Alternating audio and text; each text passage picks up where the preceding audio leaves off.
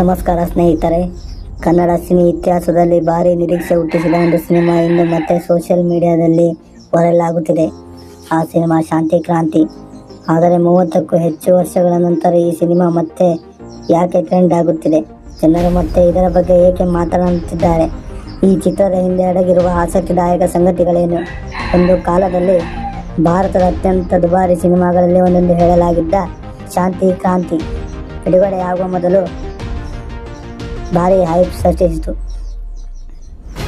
ಕನ್ನಡದ ಅಣ್ಣಾವರಾದ ಡಾಕ್ಟರ್ ರಾಜ್ಕುಮಾರ್, ದಕ್ಷಿಣ ಭಾರತ ಖ್ಯಾತ ನಿರ್ದೇಶಕ ವಿ ರವಿಚಂದ್ರನ್, ದೊಡ್ಡ ತಾರಾಗಣ, ಅದ್ಭುತ ಸೆಟ್ಗಳು ಮತ್ತು ಭವ್ಯ ನಿರ್ಮಾಣದಿಂದ ಈ ಸಿನಿಮಾ ಎಲ್ಲರ ಗಮನ ಸೆಳೆಯಿತು.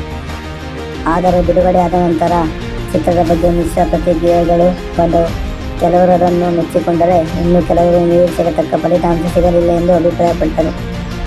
ಇಂದು ಮತ್ತೆ ಈ ಚಿತ್ರದ ದೃಶ್ಯಗಳು, ಹಾಡುಗಳು ಮತ್ತು ಸಂಭಾಷಣೆಗಳು ಸಾಮಾಜಿಕ ಜಾಲತಾಣಗಳಲ್ಲಿ ವೈರಲ್ ಆಗುತ್ತಿವೆ. ಹೊಸ ಪೀಳಿಗೆಯ ಸಿನಿ ಪ್ರೇಮಿಗಳು ಕೂಡ ಈ ಸಿನಿಮಾ ಬಗ್ಗೆ ಹುಡುಕಾಟ ನಡೆಸುತ್ತಿದ್ದಾರೆ.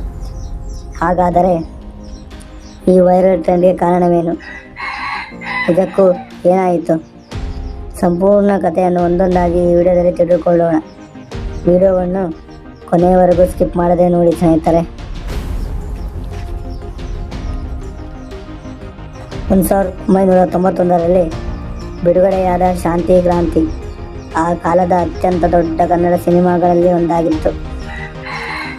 ಈ ಚಿತ್ರವನ್ನು ನಟ, ನಿರ್ದೇಶಕ ಹಾಗೂ ನಿರ್ಮಾಪಕರಾದ ವಿ ರವಿಚಂದ್ರನ್ ನಿರ್ಮಿಸಿ ನಿರ್ದೇಶಿಸಿದ್ದರು.